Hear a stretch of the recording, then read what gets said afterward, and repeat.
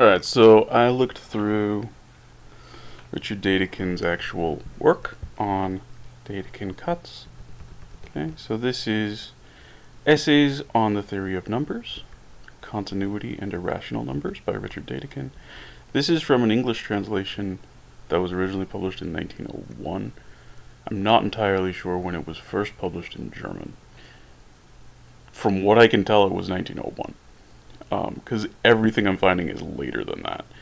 There's a 1963 version that you can buy in print. Again, it's an English translation. So I'm not entirely sure when this was, and Richard Dedekind was dead by that point. So I'm not entirely sure when this was first written. 1901 is the translation date. So that's noted here.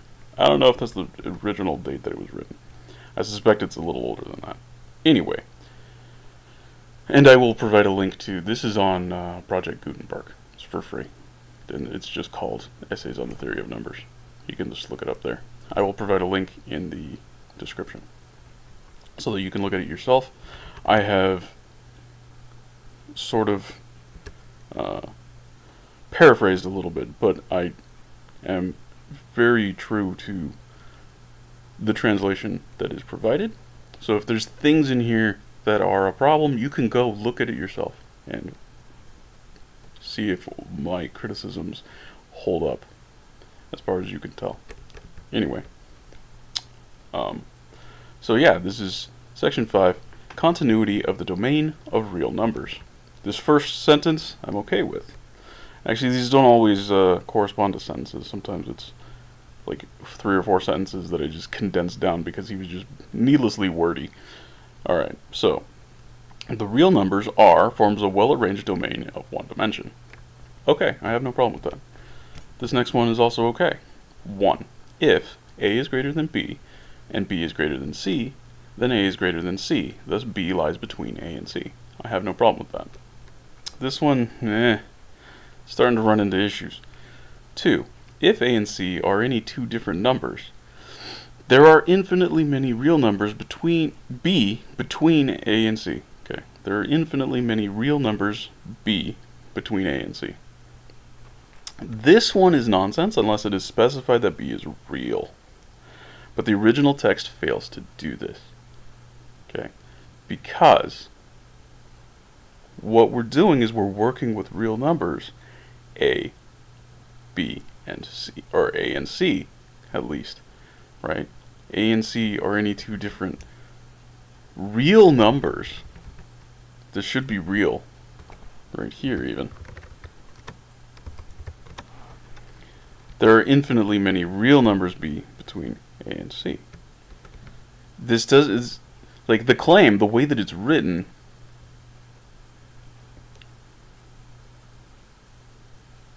I think he might be being deliberately ambiguous. And this will come back later. So like this one,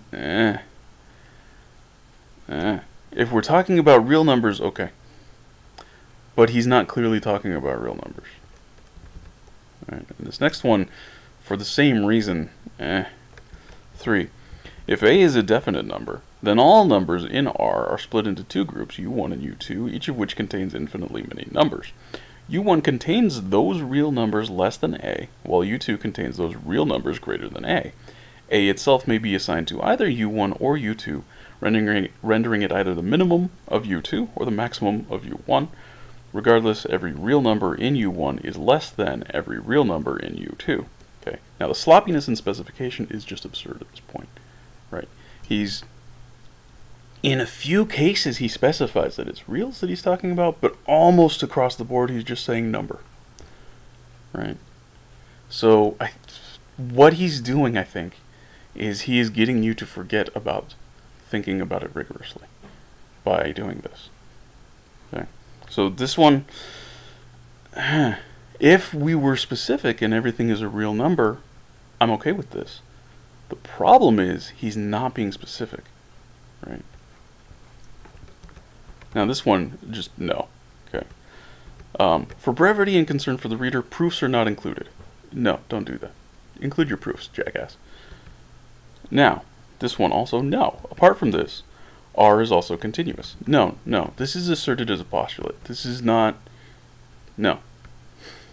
No. And this one, no. 4. If R, the reals, is divided into U1 and U2, then there exists only one real number A, again I had to specify real, which can make this separation. Okay, remember what was just said, right?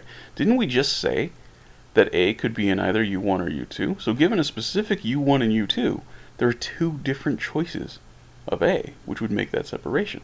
So, you serious right now? What are you doing, bro? This one is... What? Now, let's move on to the proof. Scroll. Let me scroll a little bit so this all comes into view. Okay. And just some parts of the proof I'm okay with. This opening part, I'm not okay with. Alright, so where it says proof, okay? Given the cut between U1 and U2, there's a perfectly definite real number which produces this cut. Okay, this could be either of two numbers. So which one is the perfectly definite one? Right?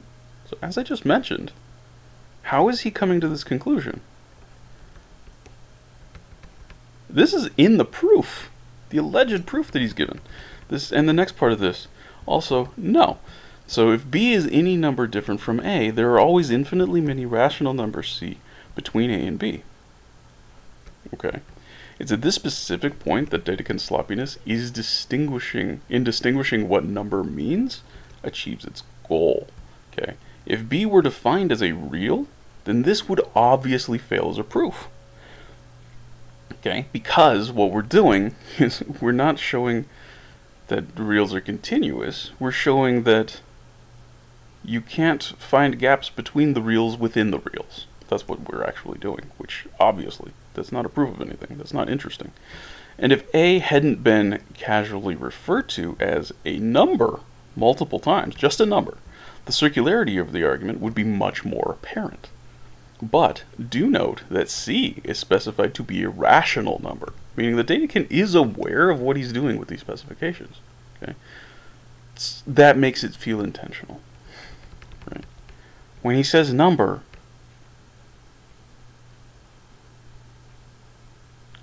if he means real number all along, every time he just says number, then it's circular.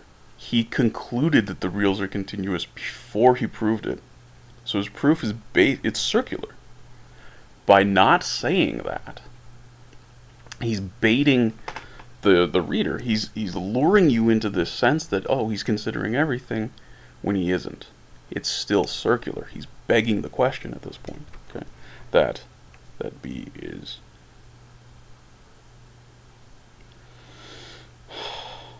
Well, no, he's begging the question that the reals are continuous. Okay. This next part I'm okay with. Okay, so if B is less than A, then C is less than A, so C is in U1, and B is in U1. Okay, this is fine, but it's completely irrelevant. And same thing, just change the inequality. Again, this is fine, but completely irrelevant. But if B isn't A, or thus if B isn't A, then B is in U1 or U2. Again, I don't give a shit. What's the difference? Thus, A is either the smallest number in U2 or the largest number in U1. Yeah, again, so what? Now, we get to the weird conclusion that he's drawing from all of this. So no, for this. A is the unique value which can separate R into U1 and U2. What? No. You said that A can be either of two real numbers, the largest in U1 or the smallest in U2. By their definition, these real numbers must be different from each other, because nothing is in both U1 and U2, right? So if A is in U1, it cannot be in U2, and if A is in U2, it cannot be in U1, since everything in U1 is less than everything in U2. This choice changes what U1 and U2 are if A is held constant. Right? If we hold A constant and we assign it to U1, that moves where the cut is, compared to if we assign it to U2. Right? The cut is in a different place. But if we hold U1 and U2 constant, This necessarily forces two distinct values for A depending on whether it's in U1 or U2. Okay, so this proof doesn't achieve what it's claimed to achieve. It doesn't do what it's supposed to do. It doesn't show continuity of the reals. It doesn't actually even show internally how a Dedekind cut even works, because it's clearly... I don't understand. How did anybody read this and be like, oh yeah, you're right? Are you... What? What? This is charlatanry. This is some bullshit. Why is this accepted as... Has nobody actually read this?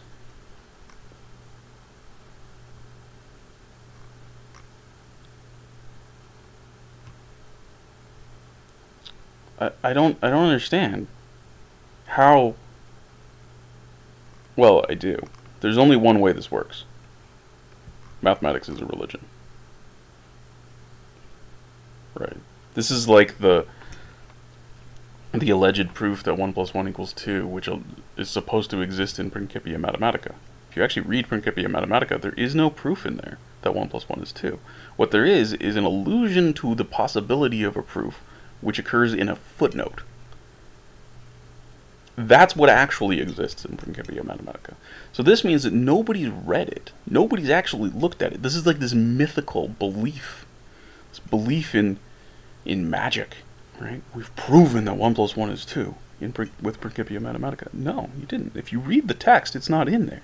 And similarly, if you read Richard Dedekind, he doesn't do what he says he does. This is bullshit. Dedekind cuts don't do what they're supposed to do. If you actually read this and follow the logic of it, it doesn't achieve what it's supposed to achieve.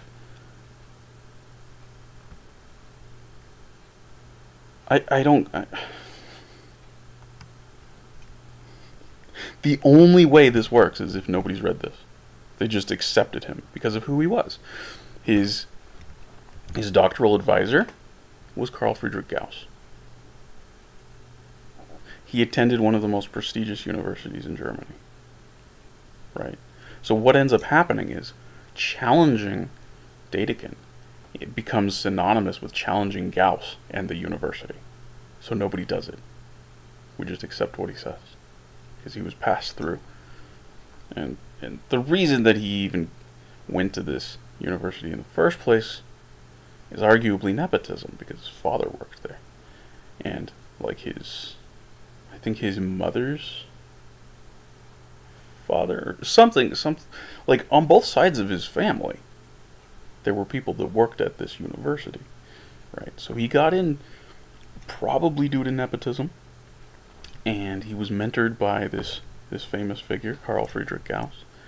So of course he's not going to be challenged. This is very similar to Bertrand Russell. You can't challenge Bertrand Russell because he's this wealthy British aristocrat who's like an orphan. So like, oh, you can't challenge him because that would be mean. Like, this is how religions are founded, right? It becomes about this weird pedigree, this weird history of the individual that's making the claims, and not the quality of the claims. I think it's pretty clear that that's what's happening here. Because these claims are just trash. These claims are just absolute trash.